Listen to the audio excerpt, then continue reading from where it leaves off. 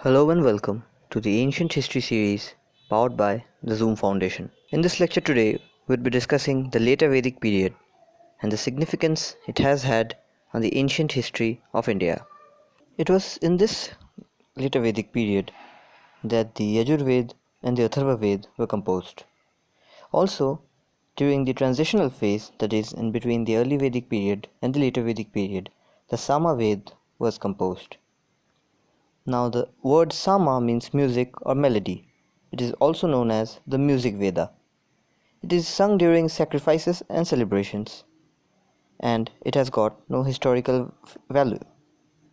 It is divided into two parts: Archika, songs, and Purvachika, that is, explanations.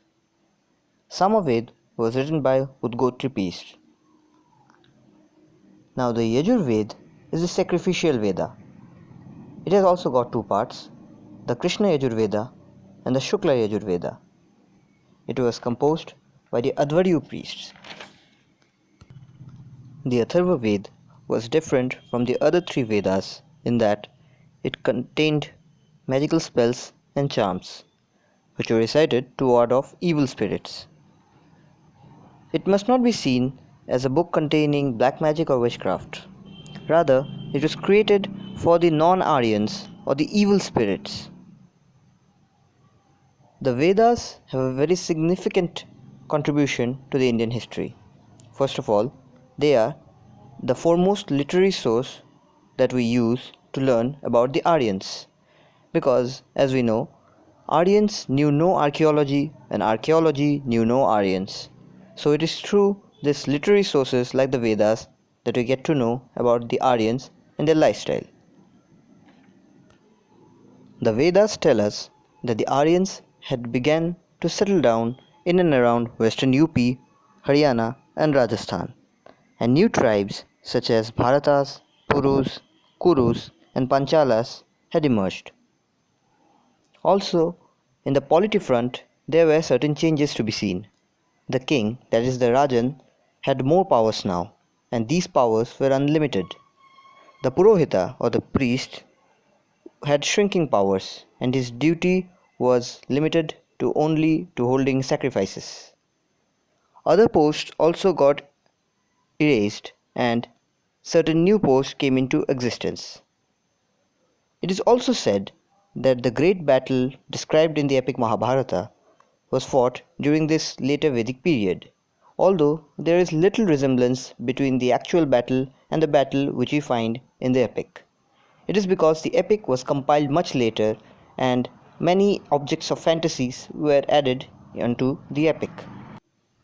This age can also safely be termed as the Iron Age, as extensive use of the metal was seen. The Aryans had also learnt the intricacies of agriculture, and there was a boom or expansion in cultivation of crops like barley, rice, etc. They had domesticated cattle and horses and used them in the cultivation. Such was the popularity of agriculture that the mythical heroes that we know today, such as Yudhishthira, Krishna, Balaram, were portrayed as plowsmen or farmers in the epics. Crafts also flourished during this period. The Aryans made potteries that included jars, mugs, vases, bowls, pots, etc. However, there was no evidence of an urn, as the Aryans cremated their dead living bodies and there was no burials. The entire life cycle of the later Vedic period can be described as follows. There was extensive use of iron, both as agricultural tools and as weapons for warfare. The agricultural tools were used for clearing the forests, which gave timber, which were in turn used for building homes. The elephants found in the forest were domesticated and used for clearing the forests again. The vast open lands that were thus created were put to agricultural use, and also a number of cities like Hastinapur, Indraprastha, etc. came up. The emergence of cities gave rise to urbanization, and in turn they gave rise to markets. Markets resulted in the growth of trade and commerce, development, and as a result, the standard of life and was enhanced. Society-wise, the later Vedic period evidenced a gradual transformation from an egalitarian society to a thoroughly patriarchal society. The VERNA system came into existence. Polygamy and polyandry too was evidenced during this period. There was widow remarriage, however, child marriage or instances of child marriage was rare. This was also the time when private ownership of land began to flourish. As I had already said, due to Varnashram, 4 ashramas came into existence. This also led to the emergence of untouchability, and women folk, their position was greatly degraded. Overall, the quality of life also degraded in the later Vedic period as compared to the early Vedic period. To name a few examples, we can start from the institution of monarchy, that is the king, RAJAN. The RAJAN had now more unlimited powers. He was the commander-in-chief of the army too. Except for the post of RAJAN, no other post was hereditary. The PUROHIT powers shrank. The Vajpaya, or the maker of chariots, he also had shrinking powers. Overall, institutions like Vidhata and Gana disappeared altogether, and institutions like Samiti and Sabha continued, although they had lost much of their power to the king, as the king's word had become final now. The Varnashram, or the 4 Varnas which came into existence during this period, can be described as follows.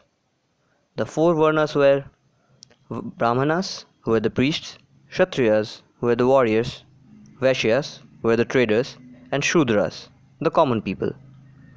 Originally, these Varnas had emerged as occupations, but later on, hereditary birthright was attached to these 4 Varnas.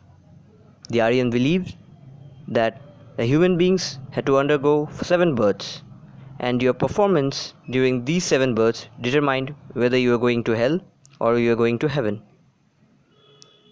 They also believed that everyone should do their duties, and a failure to do so would send you to hell.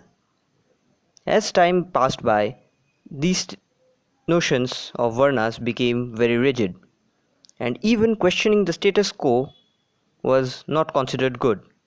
There was no promotion to the immediate upper caste, and the life of the lower caste people had become miserable with time.